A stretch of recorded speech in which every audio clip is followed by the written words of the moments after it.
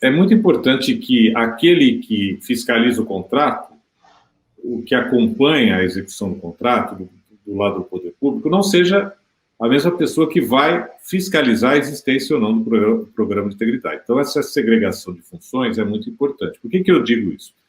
Essa exigência de programa de integridade já existe em algumas regulamentações estaduais. E alguns estados acabaram dando ao fiscal do contrato a competência de fiscalizar a exigência no programa de integridade.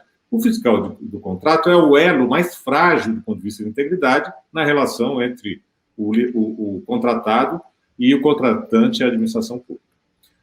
O segundo ponto, eu mencionei aqui como um avanço a possibilidade de o cidadão impugnar o edital, pedir esclarecimento ao edital. Ele tem um prazo para fazer isso, em até 3 dias antes da abertura das propostas. Só que a lei estabeleceu também a obrigação de administração responder em até 3 dias úteis à consulta, à dúvida do cidadão.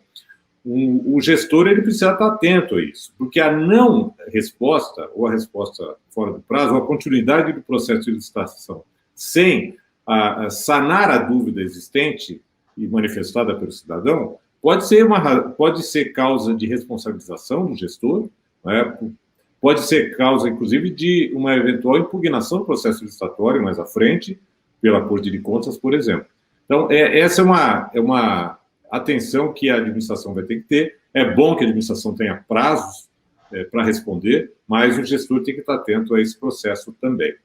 E o terceiro ponto, que dialoga um pouco com aquilo que foi falado pelo Gise e o fenômeno do apagão das canetas, a lei ela vem com sanções muito mais severas e inovações do ponto de vista punitivo, não previstas anteriormente. Talvez na esteira aí de Lava Jato, toda a depuração que o Brasil vem fazendo nesses contratos. Mas aqui eu acho que houve um exagero do ponto de vista punitivo. Do ponto de vista penal, os ilícitos penais já estavam previstos na 8666, mas a nova lei está agravando as sanções. E esse agravamento das sanções, inclusive para o licitante, traz uma preocupação singular, né, que determinadas sanções, elas penais, ilícitos penais, eles não poderão se enquadrar nos requisitos dos acordos de não persecução penal, que é uma forma de solucionar a controvérsia. Olha o contrassenso. De um lado, a lei estimula a negociação para a solução de controvérsias, a transação, né, no ponto de vista do contrato, mas, do outro lado, vai impedir, no caso de um ilícito penal, a possibilidade de transação num acordo de não persecução penal, porque as penas foram agravadas e saem, portanto, da esfera, da margem possível para esse tipo de instrumento. Mas não é só isso. Ela trouxe um agravamento muito grande para algumas sanções que já estavam previstas na 8666. O impedimento, por exemplo, passou a 3 anos, a 2 anos. A inidoneidade de 3 a 6 anos. Né? A inidoneidade é uma sanção muito grave e que é quase uma pena de morte à empresa que depende de contratos públicos. Se 2 anos já era muito difícil de a empresa conseguir reabilitação, porque ela tem que reparar para a reabilitação do dano causado à administração, imagine em 3 a 6 anos. Ela vai poder pedir reabilitação somente a partir do 3º ano. Certamente ela já deixou de existir se o seu faturamento vem majoritariamente do poder público.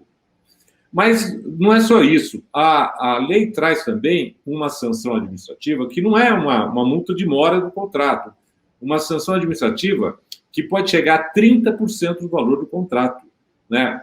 Pela prática de determinados ilícitos administrativos colocados na lei, a grande maioria já previsto na 8666, mas o legislador aqui caminhou, na minha opinião, muito mal, quando ele colocou no rol dos ilícitos administrativos todos aqueles ilícitos previstos na lei anticorrupção, no artigo 5º da lei anticorrupção.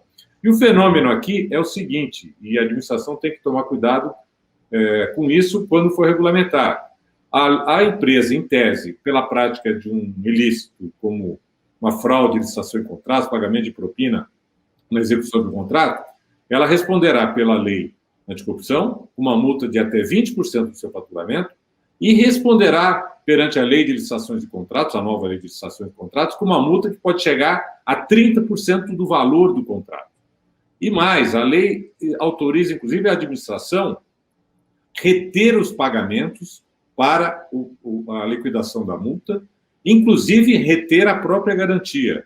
Ou seja, aqui me parece que houve... A gente pode estar falando aqui de bis in idem, as empresas precisam tomar muito cuidado com isso, os licitantes precisam tomar muito cuidado. Eu espero que na regulamentação o Poder Executivo Federal possa estabelecer parâmetros para evitar exatamente a aplicação dupla de penalidade administrativa, na seara administrativa, pelo mesmo ente, por uma mesma infração. Isso não faria sentido, mas me parece que esse é um ponto, na minha opinião, é o mais preocupante do ponto de vista das sanções previstas na nova lei.